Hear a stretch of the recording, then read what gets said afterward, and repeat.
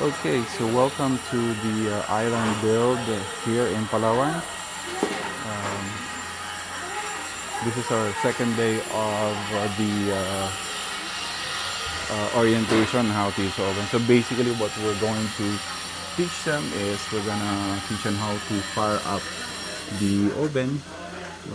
So as you can see, we have a couple of stacks here already.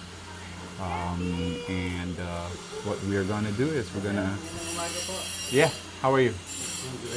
Okay, so meron tayong konting video presentation ngayon sa mga nagtatanong.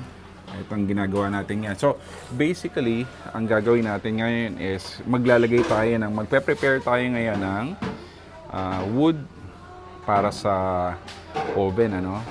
As you can see, may prepare ako maliliit na mga cut dito para mabilis dikitan ng apoy, ano. Yung iba naman, torch ang ginagamit nila, but wala tayong torch, eh.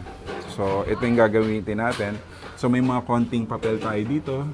Yung iba, mas maganda kung karton, no? So, take note. Pwedeng kung may mga karton, use cartons kayo dyan. Tapos yung mga bark na ng trees, no? So, maglalagay tayo. Lagay natin dito. Lagay natin ng maayos, no? So, yan. Okay.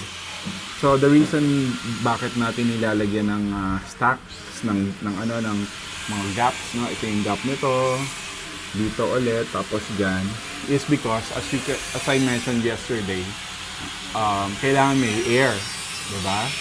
So, wala naman tayong problema sa air kasi it's here, no? So ito yung fuel natin, which is the wood, and yung heat, yun yung